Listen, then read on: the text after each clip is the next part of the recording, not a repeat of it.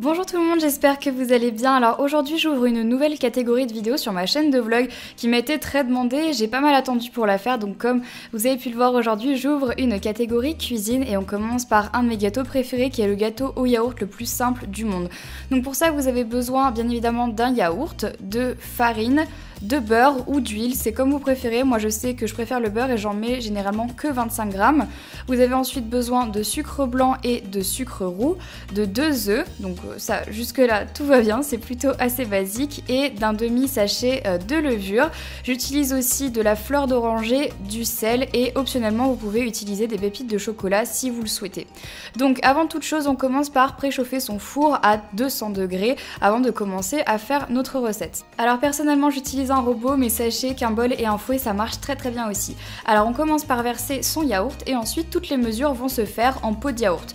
Donc je mets d'abord un pot de yaourt de sucre blanc. Donc voilà, très simple comme vous pouvez le voir. Ensuite, je mets un pot de yaourt de sucre brun.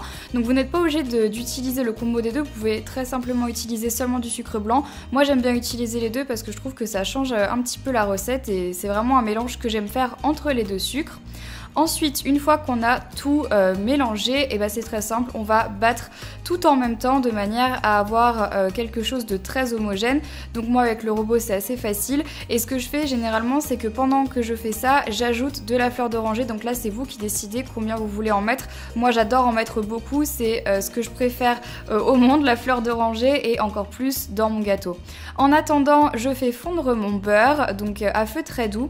Ensuite dans ma farine, je vais venir mélanger un demi-sachet de levure pour que justement le gâteau gonfle et ne reste pas tout plat. Donc je mélange ça avec une fourchette et ensuite je vais venir ajouter du sel. Donc moi j'en ajoute pas mal, mais bon ça c'est comme vous voulez bien évidemment. On dit une pincée de sel, moi j'y vais carrément, c'est pas grave. Et donc une fois que j'ai ma petite mixture préparée, je vais venir remplir 2 pots de yaourt que je vais incorporer à mon mélange actuel. Donc pensez bien à le remplir quand même à ras-bord histoire de faire des vrais pots de yaourt et pas des demi-pots. C'est très important quand même. Donc voilà, un premier puis un deuxième. Donc une fois que tous mes ingrédients ici sont mélangés, je recommence et je remélange de manière encore une fois à avoir une pâte homogène et plutôt lisse.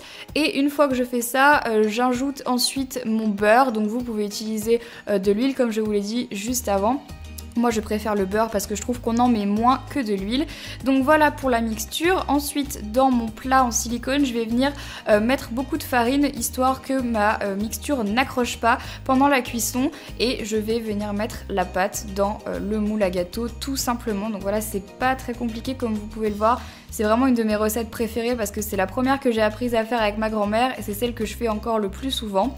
Et donc ensuite on enfourne pendant 20 minutes à 200 degrés. Donc 20 minutes c'est le maximum qu'il faut laisser le gâteau dans le four. Généralement je conseille plutôt entre 15 et 20 minutes, tout dépend si vous avez envie d'avoir un intérieur assez liquide et moelleux ou pas. Ça c'est comme vous voulez. Moi je sais que j'aime bien quand c'est semi-moelleux, pardon, donc je laisse un petit peu en dessous de 20 minutes et donc voilà le résultat à la fin. Donc là je sais ça paye pas de mine, mais là c'est un petit peu plus joli. Donc voilà, je le coupe en petits carrés pour les gens qui viennent chez moi ou tout simplement pour moi.